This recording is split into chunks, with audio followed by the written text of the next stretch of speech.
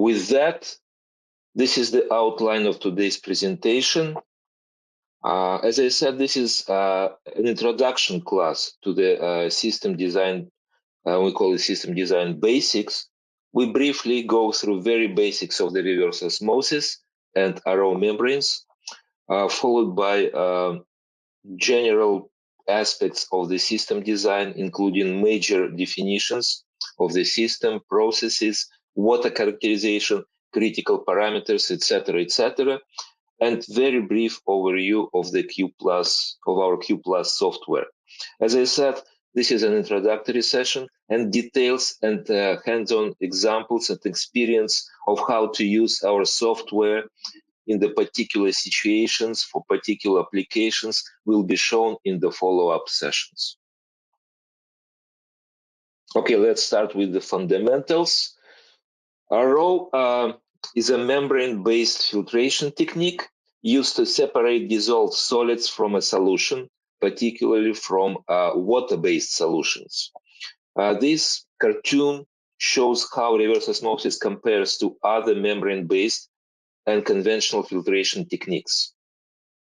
As shown on this figure, reverse osmosis offers the finest filtration currently available in practice, rejecting most dissolved solids and other contaminants. The most common applications for reverse osmosis include desalination for potable use and preparation of water for boiler makeup to pressure boilers. Other include, but not limited to, ultra-pure water for microelectronics industry, pharmaceuticals, food and beverages, dairy, and last but not the least, wastewater treatment for both industrial and municipal needs. To understand how reverse osmosis works, it is first necessary to understand the process of osmosis. Basically, let's consider a divided by a semi-permeable membrane, a container. One compartment of this container has a solution with a high concentration of dissolved solids, while the other compartment has a solution with the low concentration. The membrane allows water to pass through it, but it is impermeable to most dissolved solids. Osmosis is the natural process where water will flow from the compartment with low concentration to the compartment with high concentration. Water will continue to flow through this membrane in that direction until the concentration is equalized on both sides of the membrane. At equilibrium, there is no more flow. However, the compartment that once contained the high concentration solution now has a higher water level than the other compartment. The difference in height between the two compartments corresponds to the osmotic pressure of the solution, delta pi.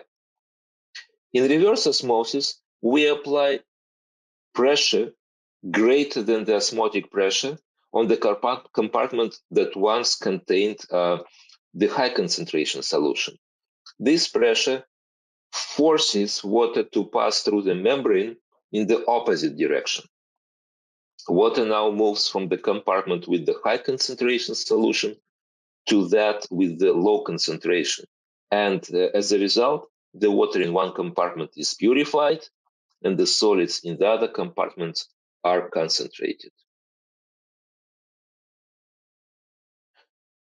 In reality, however, reverse osmosis membranes are not an absolute barrier to the dissolved solids, and some dissolved solids will go through the membrane along with water.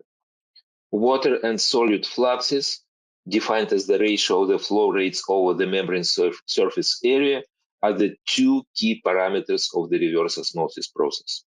The water or permeate flux of the RO membrane, that is, it is JW, is proportional to its water transport coefficient, A, which is a unique constant for each membrane material, and the net driving pressure, NDP. NDP is defined as a difference between the pressure gradient and osmotic gradient on both sides of the membrane. The salt transport flux, JS, is proportional to the salt transfer coefficient B, which, as the water transfer coefficient is unique for each membrane type, and the salt concentration gradient delta C.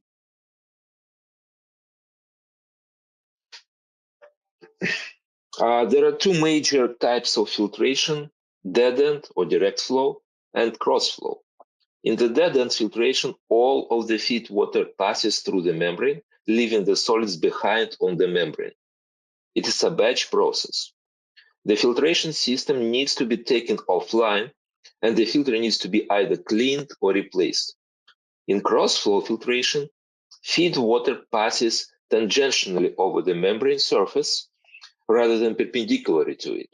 Water and some dissolved solids pass through the membrane, while the majority of dissolved solids and some water do not pass through the membrane. Cross-flow helps to minimize fouling or scaling of the reverse osmosis membrane.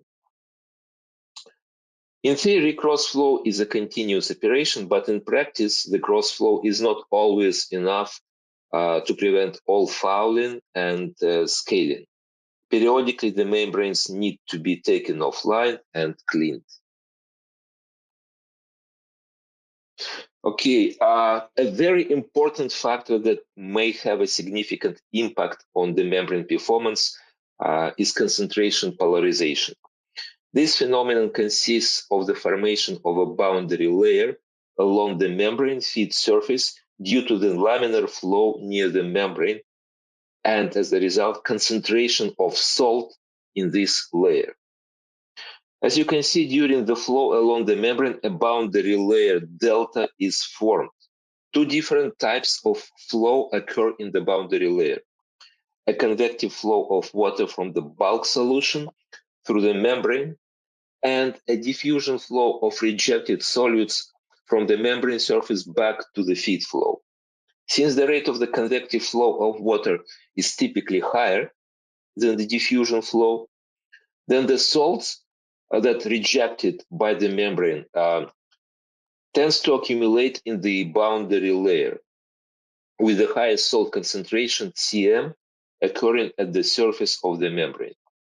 Concentration polarization has a negative effect on the performance of the RO membrane. It increases the osmotic pressure, delta pi m, within the boundary layer, effectively reducing the driving force for water through the membrane. Secondly, the higher concentration of solutes on the membrane surface than in the bulk section, Cm, leads to the higher passage of the solutes.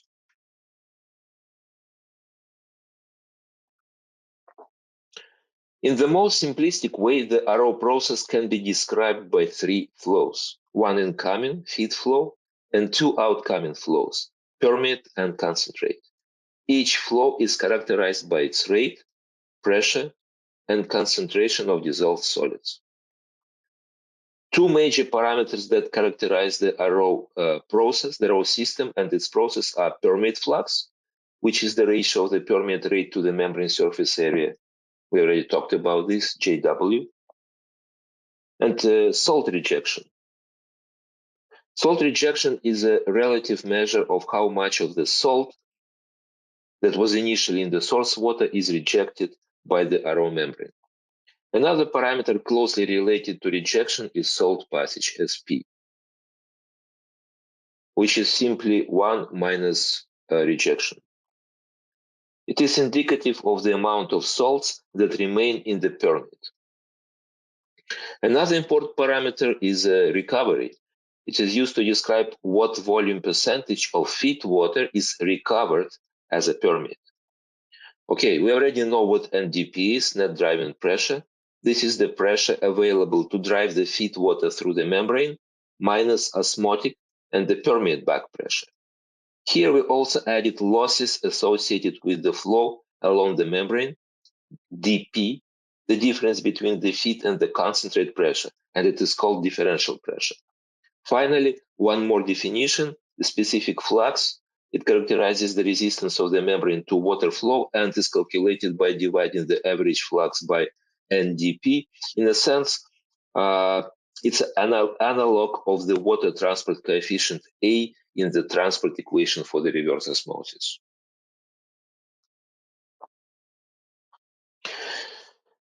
For a system designer, it is very important to understand how the major operation conditions such as feed salinity, temperature, pressure, and system recovery affect the membrane, right? This is a very simplistic illustration of that. Operating pressure directly affects water flux and indirectly affects salt rejection. Because operating pressure directly affects the driving force of water across the membrane, higher pressure will result in the higher flux. Salt transport, however, is not affected by pressure directly, but because more water has passed through the membrane at higher pressure, the absolute salt concentration in the permeate is lower, right? So it appears as if the salt passage decreases and the salt rejection increases as pressure increases. The next figure to your right shows the effect of salinity on flux and rejection under conditions of constant pressure. Salinity affects both flux and rejection directly.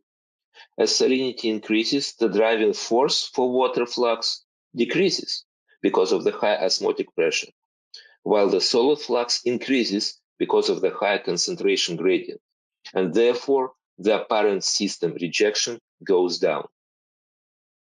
Temperature dependence, temperature effect works in the opposite direction for flux and rejection. The flux increases with the temperature, while the rejection goes down. Both phenomena are related to diffusion through the membrane. Finally, let's see the recovery effects on flux and rejection. As the recovery increases, the water flux decreases because of the increase in the osmotic pressure, until the recovery is so high that the osmotic pressure of the feed water is as high as the applied pressure, and in which case the driving force for water through the membrane becomes zero and the flow stops. The drop in water flux affects the apparent salt rejection in the similar way.